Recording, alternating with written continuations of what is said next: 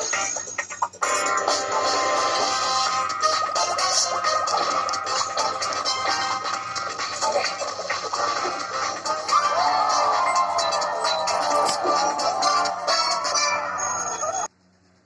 बच्चों, नमस्कार। आप सभी बच्चों का देव क्लासेस में स्वागत है।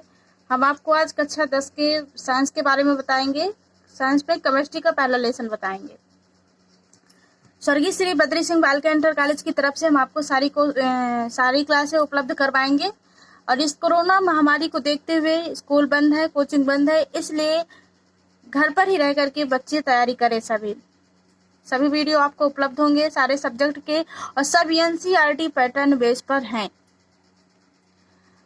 अगर आपको नोट्स चाहिए तो नोट्स के लिए ये नीचे लिखे हुए नंबर पे आप संपर्क कर सकते हैं। इसमें नीचे नंबर दिए हुए हैं। और अगर इसमें वीडियो के माध्यम से आपको कुछ समझ में नहीं आता है तो कॉल करके कमेंट्स बॉक्स में आप बता सकते हैं। और चैनल को अगर अभी तक आपने सब्सक्राइब नहीं किया है तो कर दीजिए, और बेल आइकन के बटन दबाना बिल्कुल न भूलें, ताकि आप हमारा कोई भी वीडियो मिस ना कर सके। वीडियो बनते ही आपके पास तुरंत पहुंच जाएगा। और ज्यादा से ज्यादा अपने दोस्तों को शेयर करें, ताकि सभी बच्चे इस कोरोना महामारी के रहते हुए और इस वीडियो का लाभ उठा सकें।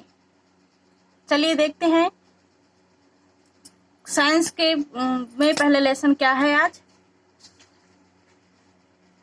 इसमें हम आपको बताएंगे केमिस्ट्री का पहला लेसन। केमिस्ट्री के पहले लेसन में हमने जो समझाने वाली चीजें थी, जैसे संतुलित करना, अभिक्रियाओं का, और अभिक्रियाएं कितने प्रकार की होती हैं, वो हमने पहले दो पार्ट में बता दिए हैं। अब हम इसमें एनसीईआरटी पैटर्न बेस पर जो प्रश्न उत्तर दिए गए हैं पेज नंबर 22 और अभ्यास में, वो आज हम आपको बताने जा रहे हैं। बाकी अभिक्रियाएं कैसे संतुलित की जाती हैं और अभिक्रियाएं कितने प्रकार की होती हैं, यही इस लेसन में है। वो हमने पहले 2 वीडियो के माध्यम से बता दिया है। चलिए देखते हैं। पहले लेसन का नाम है रासायनिक अभिक्रियाएं एवं समीकरण। इसमें पेज नंबर 6 में प्रश्न उत्तर दिए हुए हैं। इसमें से पहला प्रश्न है, जो पहला प्रश्न है उसमें पूछ रहा है, वायु में जलाने से पहले मैग्नीशियम रिबन को साफ क्यों किया जाता है। यानी जब वायु में जलाते हैं उसके पहले मैग्नीशियम रिबन को साफ क्यों किया जाता है।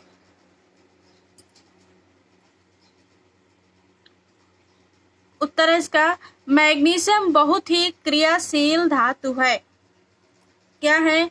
मैग्नीशियम बहुत ही क्रियाशील धातु है, जैसे सोडियम, कैल्शियम आदि की तरह है।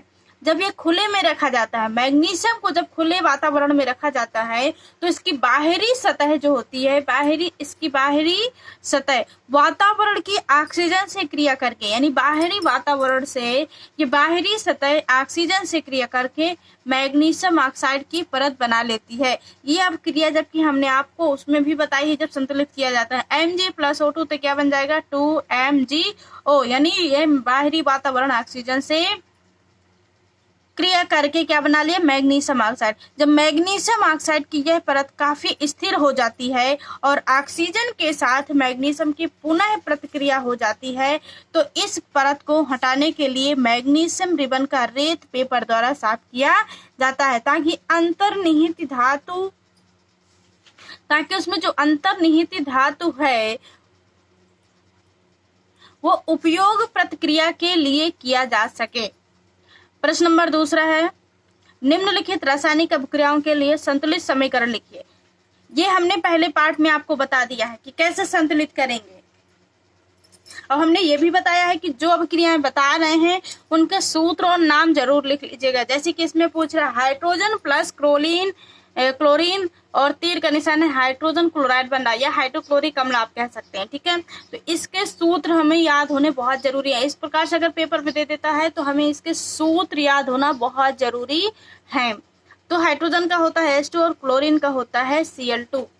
तो इस प्रकार से हम संतुलित करेंगे। H2 + Cl2 जब करेंगे तो दोनों साइड 2 लगा है, तो इधर क्या बन जाएगा 2HCl, यानी हाइड्रोजन क्लोराइड बन गया। अब दूसरा पूछ रहा है barium chloride plus aluminium sulphate equal to barium sulphate plus aluminium chloride. तो इसमें साफ साफ पूरा लिखा हुआ है, लेकिन इसके लिए हमें सूत्र याद होना बहुत जरूरी है। और सूत्र रखने के बाद हम देखेंगे कि दोनों साइड की संख्याएं बराबर हैं परमाणु या नहीं बराबर है। हमने ये पहले वीडियो में बताया भी है कि किस प्रकार से संतुलित करते हैं। जैसे कि यहाँ पे बेरियम क्लोराइड है, तो बेरियम क्लोराइड का सूत्र होता है BaCl2 प्लस एल्युमिनियम सल्फाइड का सूत्र होता है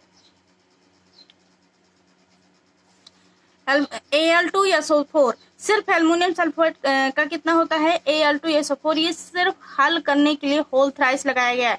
जो कोष्टक के बाहर 3 लिखा हुआ है इसको होल थ्राइस बोलते हैं। थ्राइस यानी 3 और ट्वाइस यानी 2 जब लिखा होता है तो क्या हो जाएगा, Ba भी 3 है तो BaSO4 यानी Ba 3 और SO4 भी 3 है तो बराबर 2AlCl3 यानी Cl कितने हैं 3 दूनी 6 तो आगे 2 लगा दिया। जब ये सामने संख्या लिखी होती है और नीचे संख्या लिखी होती है तो इन दोनों संख्याओं का आपस में गुणा कर दिया जाता है। क्या कर देते हैं, गुणा कर देते हैं, जिससे क्या बन जाता है 2AlCl3। अगला नंबर है हमारा सोडियम प्लस जल, तो सोडियम हाइड्रोक्साइड प्लस हाइड्रोजन बनता है 2Na प्लस 2H2O। तो क्या बनेगा सोडियम हाइड्रोक्साइड 2NaOH और H2। अब अगला प्रश्न देखते हैं। तीसरा है निम्नलिखित अभिक्रियाओं के लिए उनकी अवस्था के संकेतों की संतुलित रासायनिक समीकरण लिखिए। इसमें भी वही संतुलित रासायनिक समीकरण, इस लेसन में पूरा टोटल क्या है संतुलित करने के लिए ही समीकरण है ये, जबकि हमने इसीलिए पहले बता दिया है अभ्यास क्वेश्चन स्टार्ट होने के पहले, इसीलिए हमने ये सब चीजें बता दी है। इसमें पहला है जल में बेरियम क्लोराइड तथा सोडियम सल्फेट के विलयन में अभिक्रिया करके सोडियम क्लोराइड विलयन तथा बेरियम सल्फेट का अवक्षेप बनाते हैं। यानी बेरियम क्लोराइड तथा का मतलब होता है प्लस।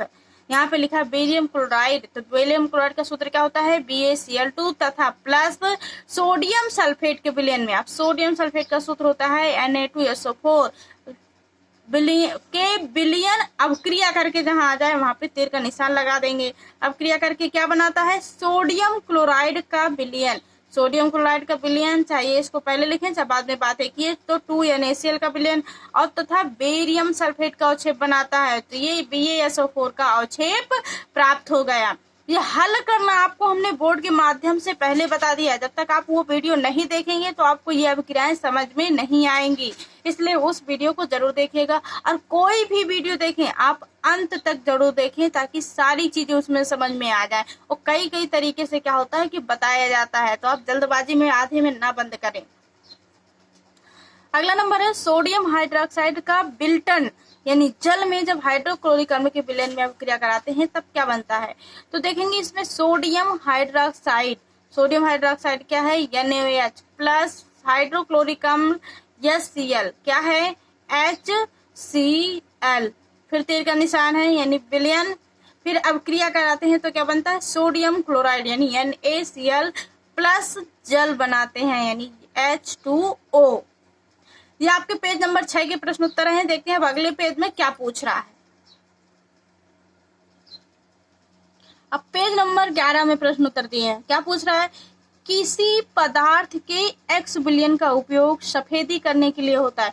यानी जो X का नाम पूछ रहा है किसी भी पदार्थ, वह X यानी वह पदार्थ कौन सा है जो सफेदी विलयन का उपयोग सफेदी करने के लिए किया जाता है। पदार्थ X का नाम तथा सूत्र बताएं और ऊपर लिखे पदार्थ X की जल से, यानी वह जो पदार्थ है उसकी अभिक्रिया जल के साथ कराना है। दूसरे नंबर, पहले नंबर का उत्तर होगा पदार्थ X का नाम है कैल्शियम ऑक्साइड तथा इसका सूत्र क्या होता है CaO। यह बिना बुझा हुआ चूना होता है। फिर इसमें अभिक्रिया करानी है जब कैल्शियम ऑक्साइड यानी बिना बुझा हुआ चूना को जल के साथ तीव्रता से अभिक्रिया कराएंगे तो बुझे हुए चूने का निर्माण करके अधिक मात्रा में ऊष्मा उत्पन्न करता है। आप जब कहेंगे चूना बुझाना है तो उसमें हम बिना बुझा हुआ चूने के साथ जब पानी डालते हैं तो तेज से खौलता है, फिर उसके बाद दूसरे दिन उसको इस्तेमाल करते हैं तो वो क्या हो जाता है, कहेंगे चूना बुझाया है। उसी प्रकार से वही चीज है इसमें बता रहा है। कैल्शियम ऑक्साइड CaO प्लस जब जल उसमें डालेंगे तो क्या हो जाएगा, बुझा हुआ चूना हो जाएगा। तो बुझा हुआ चूना का सूत्र क्या होता है CaOH का होल ट्वाइस। ये बहुत इंपॉर्टेंट क्रिया है, पिछली बार पेपर में पूछी भी जा चुकी है। अब दूसरे नंबर में क्या पूछ रहा है, क्रियाकलाप 1.7 में परख नली में एकत्रित गैस की मात्रा दूसरी दुगुनी क्यों और उस गैस का नाम बताइए। क्या है, जल के वैद्युत अपघटन के दौरान, जल के वैद्युत अपघटन के दौरान हाइड्रोजन और ऑक्सीजन अलग हो जाते हैं। क्या हो जाते हैं, ऑक्सीजन और हाइड्रोजन अलग हो जाते हैं, जिससे पानी H2O 2 भागों में, जल 2 भाग में हाइड्रोजन और 1 भाग ऑक्सीजन होता है। चूंकि हाइड्रोजन में एक परख नली में आ जाता है और ऑक्सीजन दूसरे में जाता है, यानी हाइड्रोजन दूसरी परख नली में और ऑक्सीजन दूसरे में चला जाता है, अलग अलग हो जाता है। इसलिए एक परख नली में एकत्र गैस क्या है, हाइड्रोजन की मात्रा, और दूसरे में जो एकत्र की गई है गैस वह कौन सी है, ऑक्सीजन की मात्रा का दुगना है। जैसे जल है, जल से हम दोनों को अलग अलग कर लेंगे। जल में कौन कौन से अणु होते हैं, H2 यानी हाइड्रोजन और O यानी ऑक्सीजन, 2 अणु होते हैं। तो जब हम इन दोनों को अलग कर लेंगे, कैसे अलग करेंगे, वैद्युत अपघटन के द्वारा, तो इसमें हाइड्रोजन गैस यानी 2H2 हम अलग कर लेंगे। इसके बाद ऑक्सीजन O2, ऑक्सीजन को हम अलग कर लेंगे। दोनों अलग अलग परख नली में हो गए। देखिए चित्र के माध्यम से, इधर ये चित्र बना हुआ है, ऑक्सीजन इधर है और ये प्लास्टिक का मग है, जैसे ले रहे हैं। प्लास्टिक के मग में हाइड्रोजन दूसरी परख नली, ये 2 परख नली बनी हुई है। एक परख नली में ऑक्सीजन गैस है और एक परख नली में हाइड्रोजन है, और बाकी मग में, आधा मग के अंदर 2 परख नली रखी गई है।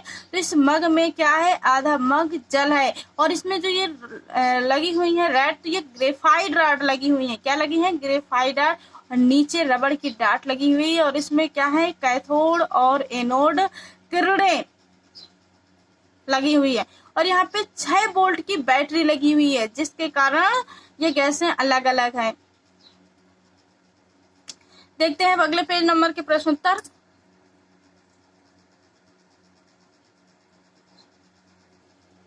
अब पेज नंबर 15 के प्रश्न उत्तर देखेंगे। पेज नंबर 15 में पूछ रहा है, पहला प्रश्न है, जब लोहे की कील को, ध्यान से समझिएगा इसमें क्या पूछ रहा है, जब लोहे की कील को कॉपर सल्फेट के विलयन में, जब यानी कोई लोहे की कील होती है उसको कॉपर सल्फेट के विलयन में डुबोया जाता है तो वह विलयन रंग क्यों बदल देता है। जब एक कॉपर सल्फेट के विलयन में लोहे की कील डुबाई जाती है तो लोहा यानी जो कॉपर की तुलना में अधिक क्रियाशील होता है। लोहा क्या होता है, कॉपर की तुलना में अधिक क्रियाशील होता है। तो कॉपर सल्फेट के विलयन से कॉपर का विस्थापन कर देता है। कॉपर सल्फेट के विलयन से क्या होता है, उसमें कॉपर का विस्थापन कर देता है और लोहे का सल्फेट बनाता है। क्या बनता है, लोहे का सल्फेट बनता है, जो कि रंग में हरा होता है। वह रंग कौन सा होता है, हरे रंग का होता है। इसलिए विलयन का रंग बदल जाता है। जब CuSO4 यानी कॉपर सल्फेट का रंग नीला होता है, जब उसमें आयरन यानी लोहा मिलाया जाता है तो आयरन सल्फेट का हरा रंग में परिवर्तित हो जाता है और कॉपर क्या हो जाता है, विस्थापित यानी अलग हो जाता है उससे। अगला प्रश्न है इसमें, प्रश्न नंबर 2, क्रियाकलाप 1.10 से भिन्न द्विविस्थापन अपक्रिया का एक उदाहरण दीजिए। यानी उसमें जो दिया गया है उससे अलग प्रकार का द्विविस्थापन अपक्रिया का उदाहरण पूछ रहा है। इसमें सोडियम कार्बोनेट को जब कैल्शियम क्लोराइड के साथ अपक्रिया करके कैल्शियम कार्बोनेट और सोडियम क्लोराइड बनाता है तो इस अपक्रिया में सोडियम कार्बोनेट और कैल्शियम क्लोराइड आयनों का आदान प्रदान करके 2 नए यौगिक बनाते हैं। इसलिए से यह एक द्विविस्थापन अपक्रिया। हमने यह अपक्रिया पहले वीडियो के माध्यम से आपको पहले बता दिया। अपक्रियाएं के प्रकार तो द्विविस्थापन अपक्रिया किसे कहते हैं, जहां पे कोई भी रासायनिक अपक्रिया हो, जहां पे कोई भी पदार्थ का आपस में आयनों का आदान प्रदान होता है, वह द्विविस्थापन अपक्रिया होती है। और द्विविस्थापन अपक्रिया का उदाहरण होता है जहां पे द्वि का मतलब डबल, दो वाले पदार्थ को आपस में क्रिया कराते हैं, यानी 4 वाला। जैसे यहाँ पे पूछ रहा है Na2CO3 प्लस CaCl2, यानी यहाँ दो पदार्थ लिए गए हैं पूरा, कैल्शियम क्लोराइड, सोडियम कार्बोनेट, इसके बाद तीर का निशान लगा के CaCO3 प्लस 2 यानी Cl। अब अगला प्रश्न है, निम्न अपक्रिया में उपचयित तथा अपचयित पदार्थों की पहचान। ये भी हम आपको पहले वीडियो में बता दें। 4Na+O2 2Na2O बनेगा। तो इसमें क्या पूछ रहा है, सोडियम यानी Na का उपचयन होता है क्योंकि इसे ऑक्सीजन प्राप्त होती है। जहाँ पे ऑक्सीजन प्राप्त होती है और हाइड्रोजन की हानि होती है वह उपचयन अभिक्रिया होती है। तो यहाँ पे क्या हुआ है, ऑक्सीजन प्राप्त हुई है यानी ऑक्सीजन अपचयित हुई है। तो क्या होगा ये उपचयन। और नीचे वाली अभिक्रिया में कॉपर ऑक्साइड कॉपर से अपचयित हो जाता है और हाइड्रोजन उपचयित होकर जल बनाता है, जिससे ये कौन सी क्रिया है, अपचयन। देखते हैं अब अगले पेज में। अब आपको अभ्यास के प्रश्न बता देंगे। अभ्यास में पहले 2-3 बहुविकल्पी हैं। पहला है, नीचे दी गई अभिक्रिया के संबंध में कौन सा कथन असत्य है।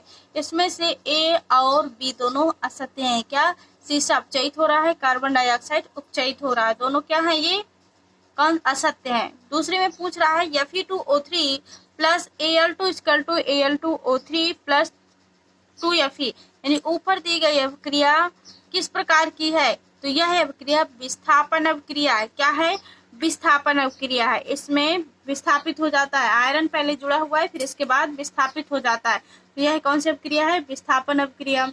तीसरा प्रश्न देखते हैं, लोहा यानी लौह जोड़ पर तन हाइड्रोक्लोरिक अम्ल डालने से क्या होता है। सही उत्तर पर निशान लगाइए। हाइड्रोजन गैस एवं आयरन क्लोराइड बनता है। क्या बनता है, हाइड्रोजन गैस एवं आयरन क्लोराइड बनता है। अगला चौथा नंबर है, संतुलित रासायनिक समीकरण क्या है। क्या इसमें पूछ रहा है, संतुलित रासायनिक समीकरण क्या है। रासायनिक समीकरण को संतुलित करना क्यों आवश्यक होता है। संतुलित रासायनिक समीकरण अभी हमने आपको कल ही बताया पहली वीडियो के माध्यम से, आप देख सकते हैं। उसमें रासायनिक अभिक्रिया जिसमें दोनों पक्षों के प्रत्येक तत्व परमाणु बराबर संख्या में होते हैं तो संतुलित रासायनिक समीकरण कहा जाता है। जैसे द्रव्यमान संरक्षण के नियम के अनुसार द्रव्यमान न बनाया जा सकता है और न ही नष्ट किया जा सकता है, इसलिए एक रासायनिक अभिक्रिया में अभिकारक का कुल द्रव्यमान उत्पादों के कुल द्रव्यमान के बराबर होना चाहिए। यानी अभिकारक और उत्पाद दोनों बराबर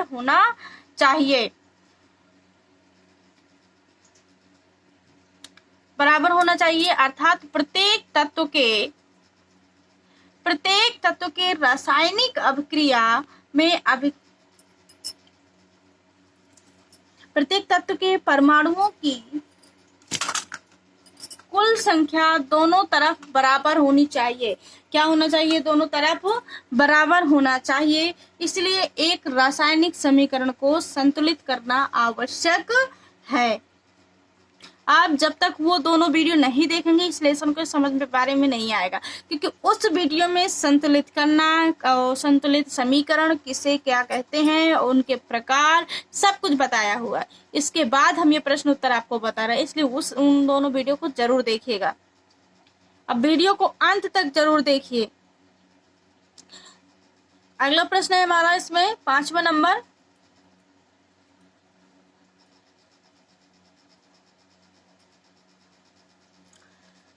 निम्न कथनों को रासायनिक समीकरण के रूप में परिवर्तित कर उन्हें संतुलित कीजिए। नाइट्रोजन हाइड्रोजन गैस के संयोग करके अमोनिया बनाता है। यानी इसमें सिर्फ अभिक्रियाएं पूछ रहा है। हाइड्रोजन सल्फाइड गैस को वायु में दहन करता है एल्युमिनियम सल्फेट के साथ, पोटेशियम धातु के साथ। इसमें क्या पूछ रहा है, अभिक्रियाएं पूछ रहा है।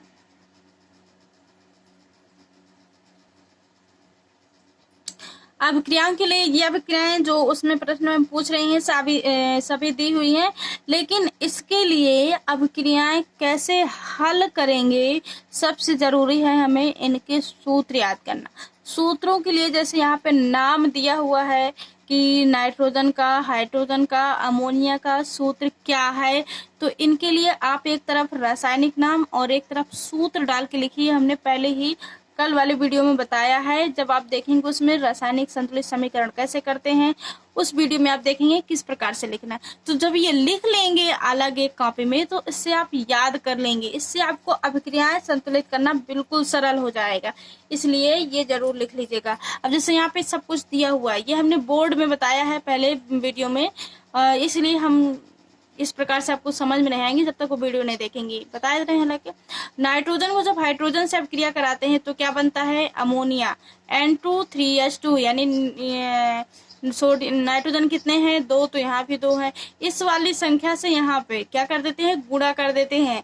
तो हाइड्रोजन कितने हैं, 6, 3 दूनी 6, तो यहाँ भी कितने हैं, 6 हाइड्रोजन। यानी तीर के निशान, अभी संतुलित समीकरण के बारे में पहला प्रश्न बताया ना, किसे कहते हैं, तीर के निशान के दोनों साइड, ये संख्या और ये संख्या, दोनों साइड की संख्याएं बराबर होना चाहिए, तभी समीकरण क्या होता है, संतुलित होता है। और इस साइड वाले को क्या कहते हैं, अभिकारक कहते हैं। जितने भी इधर पदार्थ होंगे उन्हें क्या कहेंगे, अभिकारक। और जो इस साइड वाला तीर के निशान क्या होता है, उसे उत्पाद बोलते हैं। तो अभिकारक और उत्पाद की संख्या दोनों तरफ की बराबर होनी चाहिए। अब अगला है, जैसे इसमें पूछ रहा है, ये हाइड्रोजन सल्फाइड को ऑक्सीजन के साथ करेंगे तो क्या बनेगा, सल्फर डाइऑक्साइड और जल। 2H2 यस 3O2, तो क्या बनेगा 2SO2। यस कितने हैं, 2, तो यहाँ भी हमारे यस 2 हैं। ऑक्सीजन टोटल हमें पहले गिनना कितने हैं, 3 दूनी 6, और यहाँ पे कितने हुए ऑक्सीजन, 2 दूनी 4, यानी अभी हमारे 2 ऑक्सीजन बच रहे हैं। तो ये आगे 2 लगा हुआ है, तो ये भी ऑक्सीजन 2 में तो 6 हो गए।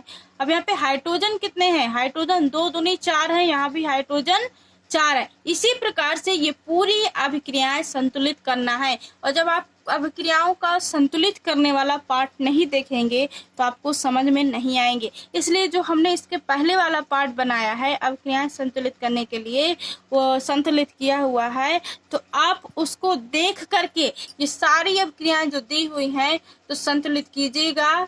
6 नंबर 7 नंबर तक पूरा यही दिया हुआ है, तो आप ये अभिक्रियाएं पूरी संतुलित करना देखिएगा। इसमें से अगर आपको कुछ नहीं समझ में आता है तो आप हमारा जो व्हाट्सएप नंबर दिया है उसमें कॉल कर सकते हैं या व्हाट्सएप कर सकते हैं कि आपको ये अभिक्रिया नहीं समझ में आ रही कैसी है, तो हम आपको अगली वीडियो के माध्यम से बताएंगे। 5, 6, 7 तीनों नंबर के प्रश्न में क्या है, अभिक्रियाएं दी हुई हैं। ये पूरी अभिक्रियाएं दी हुई हैं 7 नंबर तक, ये 7 नंबर की पूरी अभिक्रिया है, तो आप इनको देख लीजिएगा। क्योंकि हमने जो पहले वाला पार्ट बनाया उस पार्ट को देखिएगा तो ये अभिक्रियाएं आपको सरल हल करना, संतुलित करना सीख जाएंगे। चलिए मिलते हैं हम आपको अगले वीडियो के माध्यम से। अभी अभ्यास के कुछ क्वेश्चन रह गए हैं, वो हम आपको अगली वीडियो में बताएंगे। धन्यवाद।